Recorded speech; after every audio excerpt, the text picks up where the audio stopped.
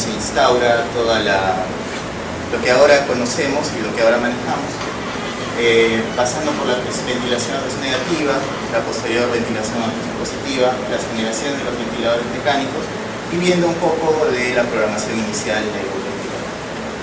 Sobre la historia de la ventilación mecánica vamos a ver que la mayoría de todas las ciencias, incluyendo las ciencias médicas y esta rama de las ciencias médicas, pasan por un periodo evolutivo donde ingresa mística, ingresa filosofía, ingresan situaciones específicas. Vamos a ver que en la civilización china ya se hablaba de un elemento que era el Lien Qi, que era la circulación del aire a través del cuerpo de los seres humanos. Llegamos a Anaxímenes de Mileto, que en la época griega establece que el aire circulaba por las venas y las arterias del cuerpo humano y de esta manera llegaba a oxigenar o a ventilar todos los órganos. El periodo griego llega hasta Hipócrates y se hace un corpus hipocrático donde el propósito del aire en la circulación de las venas y arterias era enfriar el cuerpo y mantenerlo en una temperatura adecuada.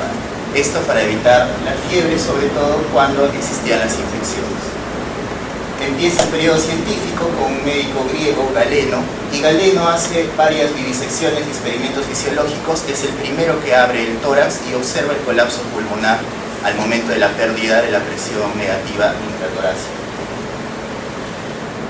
Pero el inicio verdadero de la ventilación se da con Andreas Vesalius, que es un anatomista y publica un libro de anatomía completo sobre toda la anatomía humana, de Humani Corporis Fabrica.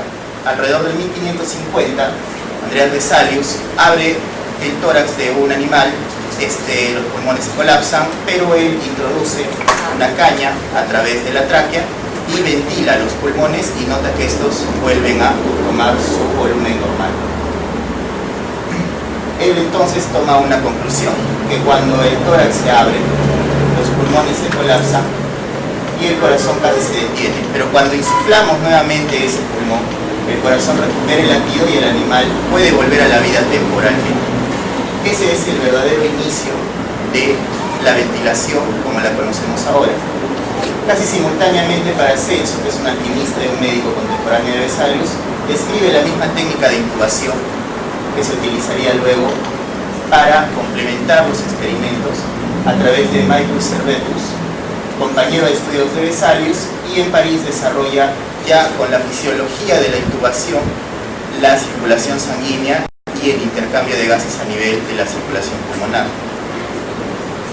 Con todo este conocimiento que se va heredando, Columbus, más o menos en los 1500, habla ya sobre la circulación sanguínea pulmonar, la circulación a través de las cámaras cardíacas y cómo el aire y la sangre interactúan. Eso lleva a una posibilidad que significa que cuando un paciente pierde la respiración o pierde la circulación, puede darse un proceso de reanimación, introduciendo un dispositivo en la vía aérea y insuflándole aire a presión positiva. Y esos son los principios de la reanimación con la respiración artificial, que inicialmente se hace con un tubo traqueal y un fuelle. Los primeros registros de resucitación de personas se hacen en ahogados, y estos ahogados eran resucitados por respiración de boca a boca. Una vez que en 1740 la Academia de Ciencias de París nos dice que hay un riesgo de la respiración de boca a boca por aumento de las infecciones y por aumento del contacto entre las personas, empiezan a aparecer dispositivos de reanimación que consisten en la introducción de tubos inicialmente rígidos y luego un poco más flexibles, inicialmente de plomo y de carbono, que ingresaban por la tráquea, permeabilizaban la vía aérea y a través de un fuelle podían mantener la ventilación.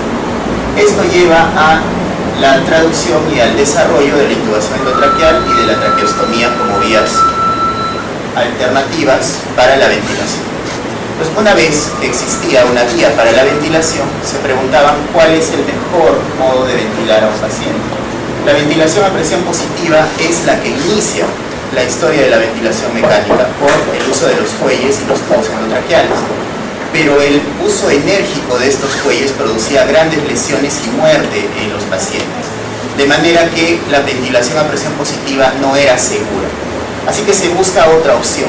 La otra opción es la ventilación a presión negativa. Desde el año 1700 hasta 1830 se desarrollan múltiples dispositivos en vacío considerados y basados en un cilindro metálico del cual el aire era extraído hasta lograr presiones negativas. El primero que desarrolla este sistema es John Dalziel en el año 1832 en Escocia. Basado en estos principios se crean cámaras al vacío, y estas cámaras al vacío son desarrolladas por Jones en 1864, donde desarrolla un sistema de un paciente sentado en un banquillo, era asistido la mayor parte de las horas del día dentro de la cámara, y esta cámara era presurizada a presión negativa, de manera que el cuello y la cabeza estaban fuera de la cámara y el paciente ventilaba con presión negativa que le ayudaba a expandir el tórax. Wallace en 1811 presenta una versión de un respirador de este tanque a la Academia Francesa de Medicina, pero él hace un cambio. En lugar de que el paciente esté sentado, lo pone en decúbito dorsal y hace un sistema de fuelle a presión negativa, presurizando todo el interior del cilindro, consiguiendo así una presión negativa importante, que podía ir hasta menos 30 centímetros de agua. Cuando llega la electricidad, se desarrollan sistemas de fuelles de presión negativa, ya no manuales, sino eléctricos. Y cuando estos fuelles llegan a desarrollarse, el primero y el más importante de todos, por su implicancia histórica, es el ventilador a presión negativa de Drinker y Shaw. Drinker lo desarrolla en 1928, inicialmente con pruebas en animales, donde se da cuenta que la mecánica de la presión negativa implicaba altos costos, implicaba una logística grande e implicaba muchos cuidados hacia el paciente después de la aplicación de la técnica. Él desarrolla lo que ahora conocemos históricamente como el pulmón de acero. El pulmón de acero es un respirador que consiste en una cámara de acero muy grande, suficiente como para introducir a un adulto, que tiene un promedio europeo de 1,80 m a 2 metros. Y era muy ruidoso y consumía gran cantidad de electricidad, lo que a veces producía cortes en los hospitales que lo utilizaban. El interior estaba equipado con una cámara y alrededor de la cámara habían accesos para que las enfermeras ingresaran y atendieran al paciente. Este es un ejemplo de un pulmón de acero con una cápsula de presión negativa. Tenía un motor eléctrico que acondicionaba un fuelle cilíndrico, el fuelle tenía una válvula externa, la expiración del aire desde los pulmones era todavía un fenómeno pasivo y las frecuencias respiratorias se podían generar entre 10 y 35 por minuto, y las presiones negativas iban de hasta menos 30 centímetros de agua. Y llegamos a los momentos de epidemia. Los momentos de epidemia son cuando se desarrolla en forma masiva la tecnología del ventilador a presión negativa, y en este caso del pulmón de acero. La primera es la gran epidemia de poliomielitis en Estados Unidos, que se da en 1931.